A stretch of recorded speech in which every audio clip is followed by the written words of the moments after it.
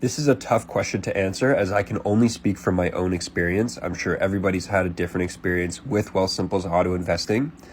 But from my own experience, I've noticed that no matter which way the market swings, my portfolio is always up, which I think is awesome.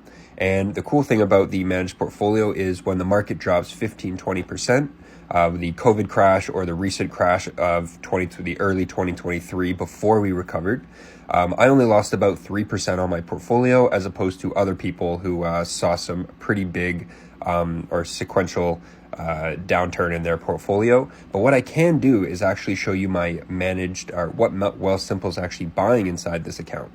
So if we just scroll down here, we can go to holdings. And Wealthsimple will just load in all of our holdings that are inside the account. We have our risk level set to 7. So that means that we're 75% equity and 25% bonds. Now you can also click this little arrow here to see the fees for the ETFs that it's purchasing. But we have US equities, VTI, QUU, international equities, ZEA, emerging markets, which is awesome. It exposes you to pretty much everything throughout the market at a nice weight for each one in terms of percentage. So EEMV, GLOV, QCN.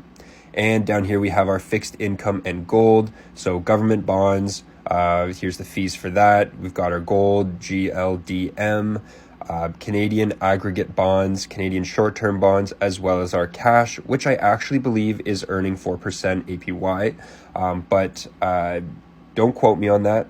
Could be wrong. I think it is. It doesn't really matter. 4% on $73 is next to nothing, so really doesn't affect me much.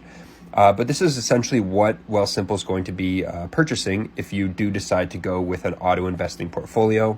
Like I said, this is just my experience, and so far I have only been up with this portfolio, and I love to see that.